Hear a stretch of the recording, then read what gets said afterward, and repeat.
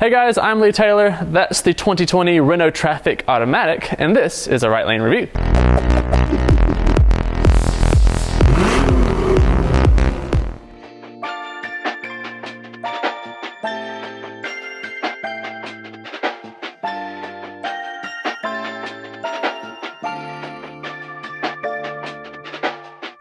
The 2020 Renault Trafic. Now, Renault's hoping to change the image that commercial vans are just small containers on wheels with tractor engines. The additions to the new Trafic include the option of a dual-clutch automatic transmission mated up with their twin-turbo diesel unit, as well as full LED headlights across the entire range. Plus, there's a host of other options to include creature comforts, Apple CarPlay, and some clever cargo spaces. So the idea of a comfortable work van isn't new. There's a Ford Transit, the VW Transporter, Toyota Hiace, and more recently the Hyundai iLoad. So really, what makes the Trafic so special? To start, thousands of dollars. You see, the test car we have behind me is in a premium trim, which means it has dual side loading doors, barn doors that open up all the way, an automatic transmission, Apple CarPlay, navigation, some really cool trickery with cargo and cubby spaces, and a lot of other things like automatic LED headlights, rain sensing wipers, and park sensors. All of this is a pretty good package. You're looking at $45,000. To get an equivalent Ford, $52,000. An equivalent Volkswagen, $56,000. So if you're a small business owner, that's $7,000 to check out the little Frenchie. Not to mention you get 5 years of warranty, 5 years of roadside, and 5 years of cap price. So from a pricing perspective, pretty good. Now, I can hear you guys already. I know what you're thinking. It's a Renault. It's gonna drive like crap. You know, maybe like a 10 of Foie Gras with wheels, right? Think about this. Renault does two things really, really well. One is diesel runabouts, and the other is fiery hot hatches. And we know that one's not the latter. So let's talk about the idea of a diesel runabout. This van is comfortable, full stop. It's easy to live with. So the ergonomics are very much Renault, which means buttons are in some weird spots, but you sit nice and high, the gauges are easy to read, the buttons are easy to reach, and overall, it's not nearly as bumpy and loud as some other commercial units. The engine's really quiet, unintrusive, and I expected it to be a lot more bouncy than other commercial vehicles that I've dealt with in the past, but it's actually quite comfortable and really stable just around town. So that's not to say there aren't a few quirks and issues. So we had the addition of this new 6-speed dual clutch with the van, and 9 times out of 10 it's really smooth, very responsive, and doesn't give us too much of a problem. But once in a while it does get confused, particularly when you're getting off and on the throttle rapidly, like around town or stop and go traffic. And it's better than most EDCs or dual clutch units that I've dealt with in the past, but that is always a little bit of a problem. Actually, low speed maneuverability in this particular unit is actually really good. So reversing into a car park, for example, not a problem. So it does have this little thing where when you're taking off, if you give it more than like 1/8 of throttle, it surges forward with this massive amount of torque from the engine. And torque is good. You want all the pulling power you can get in this thing, but it's a little bit unnerving, and it feels like it's going to shuffle anything you have in the back of the van out the back of the van. Now, the only way I could figure out to fix this problem was actually by selecting Eco mode with a button next to the gear selector. Now, with any Eco mode, this dulls throttle response and makes things a little bit more fuel-friendly, if you will. But the biggest thing it helps with is smoothness. It actually makes the gearbox a lot smoother, and it makes the throttle inputs on this vehicle a lot smoother.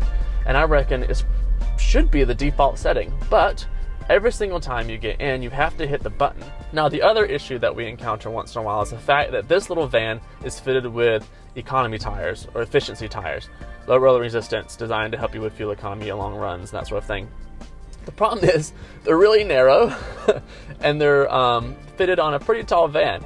So with that excess amount of torque you get from a start off, sometimes you can get the sensation of torque steer, or the idea of the wheels being shuddered about.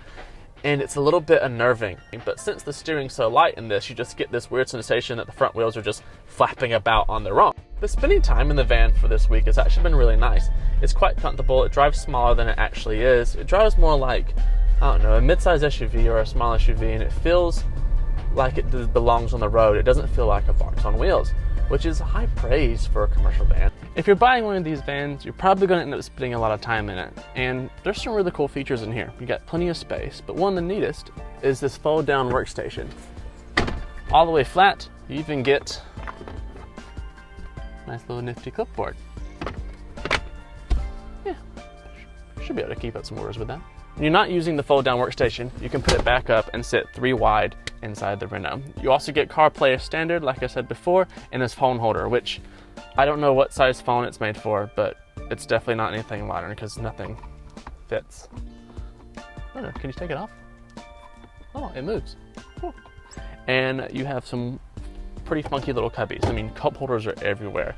The good thing is there's a cup holder right here for my coffee. My beautiful coffee for first thing in the morning. One of my biggest pet peeves is right here on the dash, this infotainment screen. All right, so when you're sitting here, the infotainment screen is actually pointed away from the driver. Why do manufacturers do this? You know you're gonna make a car that's right-hand drive and left-hand drive. Why don't you spend a little bit of money and at least make it flat? The dash is already flat. Ugh, why? That's it. Okay, I have my moment for the day. So out back, there's plenty of space in the Trafic. On this premium model, like I said before, you get 2 big doors, barn doors at the back, which I'll show later on, as well as some through loading. So right here, you get this nifty little bit, pull it up, it announces at arrival, and you can fit ladders and all sorts of gear in there. Plus, not to mention, when you come around, that through loading goes right under the seat. Pretty nifty, eh? So speaking of plenty of space, I actually got some friends to help me out. Here are the lovely people from Food Frontier. They're a non-profit here in Melbourne who specialize in making the food industry a little bit more sustainable. And they needed some help moving office furniture. As expected, the van took a large conference table, fridge, and drawers without any issue. Now that's easy enough to use the van intended way, but what about something a little more right lane? This is Chris. Chris likes to work out. Chris likes to work out so much that he runs a personal training studio here in Melbourne, Train Station Fitness. So when I offered Chris the opportunity to use the back of the Trafic van as a mobile training studio, he said, why not? Turns out, there's plenty of room. So what were our final thoughts on the 2020 Renault Trafic Premium Automatic? What was on top? What's on the bottom? And what was our final verdict? Well, the bottom list is pretty short. The only real qualm I have is with the dual clutch transmission from a get-go. That onset of torque's a bit odd, and I would actually be worried things would get rattled around the back. The other thing is the infotainment screen being pointed away from a driver who is going to sit in that seat a lot, especially in something like this commercial van. On the top, well, the list is pretty long. It's a van that drives like a small SUV. It feels a lot better than it actually looks and what you would expect. The engine's quiet, the ride's really nice, and I could spend a bit of time in it. So what's the final verdict? Well, the highest praise you can give a commercial vehicle or van is that it feels normal. No one wants to drive a tractor, and if it doesn't drive like a container on wheels, it's pretty good. And the Renault feels normal. Plus, it's cheap.